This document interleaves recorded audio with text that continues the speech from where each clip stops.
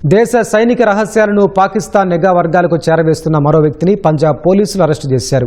Punjab counter intelligence పోలీసులు, తాన్ తరణ్ పోలీసులు సంయుక్తంగా గగన్దీప్ సింగ్ అనే నిందితుడిని అరెస్టు చేసినట్లు పంజాబ్ డీజీపీ ప్రకటించారు.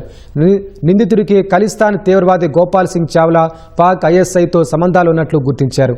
గగన్దీప్ సింగ్కు ఖలిస్తాన్ తీవ్రవాది గోపాల్ సింగ్ చావ్లాకు 5 ఏళ్లుగా పరిచయం ఉందని తేలిందని పంజాబ్ డీజీపీ వివరించారు. గగన్దీప్ సింగ్ను పాక్ నిఘా వర్గాలకు గోపాల్ సింగ్ పరిచయం చేశారని గుర్తించారు. గగన్దీప్ భారత బలగాల మోహరింపులు, కీలకమైన ప్రదేశాలను పాక్ నిఘా సంస్థలకు అందించినట్లు చెప్పారు. ఇది దేశ భద్రతకు ముప్పు కలిగిస్తోందని డీజీపీ వివరించారు.